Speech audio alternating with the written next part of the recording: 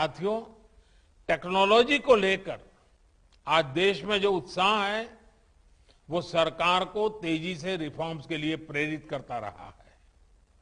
जो रिफॉर्म्स हमने किए हैं वो कोई आसान फैसले नहीं थे, कोई साधारण बदलाव नहीं थे।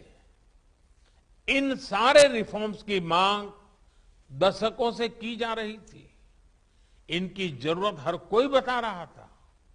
इस बारे में बातें तो खूब होती थी, लेकिन फैसले नहीं लिए जाते थे क्योंकि ये मान लिया गया था कि ये बदलाव करना बहुत मुश्किल काम है। लेकिन आपने भी देखा है कि हमने वही फैसले कैसे पूरी दृढ़ता के साथ लिए हैं, यहां तक कि पैंडेमिक के दौरान भी रिफॉर्म की प्रक्रिया जारी रखी। और आप ये भी देख रहे हैं कि देश कैसे इन फैसलों के साथ खड़ा हुआ है। जैसे कॉमर्शियल कोल माइनिंग की शुरुआत की गई है, प्राइवेट सेक्टर पार्टिसिपेशन को खुलकर बढ़ावा दिया जा रहा है, डिफेंस सेक्टर में बड़े बड़े रिफॉर्म्स की शुरुआत की गई है, स्पेस और एटॉमिक सेक्टर जैसे एरियाज को प्राइवेट सेक्टर के लिए खोला गया है। आज नॉन स्ट्रेटेजिक के साथ साथ स्ट्रेटेजिक सेक्टर में भी प्राइवेट प्लेयर्स को अवसर दिया जा रहा है। सरकार के नियंत्रण को कम किया जा रहा है।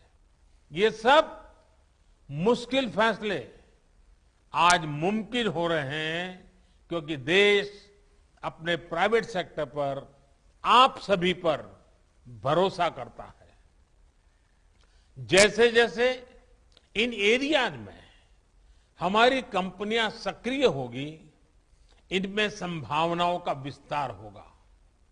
हमारे युवाओं को ज्यादा से ज्यादा अवसर मिलेंगे, इनोवेशंस का एक नया दौर शुरू होगा।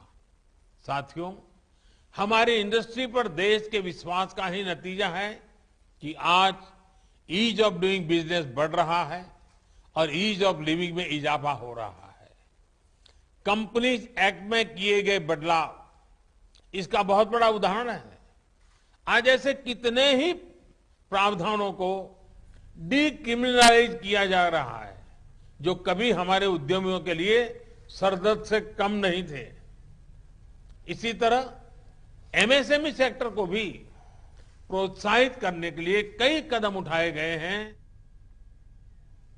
तो अर्थव्यवस्थाओं ની અંદર આખરી તેજી આવી હોવાની વાત પ્રધાને સંદેશ